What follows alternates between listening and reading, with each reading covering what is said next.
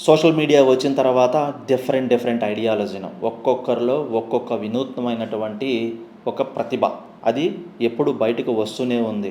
ఒక్కొక్కరు ఒక్కొక్క తీరులో తమ ప్రతిభను బయటపెడుతున్నారు. తాజాగా ప్రస్తుతం మార్కెట్‌లో టేస్టీతో పాటు కస్టమర్లను ఆకట్టుకునే విధంగా విచిత్రమైన పేర్లతో రెస్టారెంట్లు, దుకాణాలు వెలుగు చూస్తున్నాయి. తాజాగా వైజాగ్ మర్రిపాలెంలో ఏర్పాటు చేసిన ఒక రెస్టారెంట్‌కి ఏకంగా రెండో పెళ్ళాం అనే పేరు పెట్టాడు ఆ వ్యక్తి. అవును, సెంటిమెంటు అటు మంచి కామెడీ కిక్ ఇచ్చే ఈ పేరు చూసిన వాళ్ళందరూ కూడాను హోటల్లో ఫుడ్ సంగతి దేవుడెరుగు, కానీ ఈ పేరు కోసమైనా సరే ఒక్కసారి విజిట్ చేస్తే బాగుంటుందంటూ రెండో పెళ్ళాం ఇంటికి వెళ్ళొస్తానంటూ కూడా ప్రతి ఒక్కరు ఈ హోటల్కి రావడం, టిఫిన్ చేయడం మొదలుపెట్టేశారు.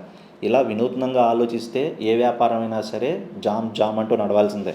మరోవైపు ఒక పాన్ షాప్ యజమాని తాను అమ్మే వస్తువుల పేర్లు చెప్పకుండా, పాన్ షాప్ అనగానే అందరికీ గుర్తొచ్చేది పాన్ షాప్లో ఏమేమి ఉంటాయో మనకి, అలాంటి దుకాణానికి ది క్యాన్సర్ హబ్ అని పేరు పెట్టాడు ఏకంగా. అంటే తను అమ్మే వస్తువులు అంత ప్రమాదకరం అని ఇండైరెక్ట్గా చెప్తూ ఒక పక్క తన వ్యాపారాన్ని కూడా కొనసాగించే రీతిగా పేరు పెట్టాడు. ఇప్పుడు ఈ రెండు పేర్లు సోషల్ మీడియాలో మంచి వైరల్ అవుతున్నాయి.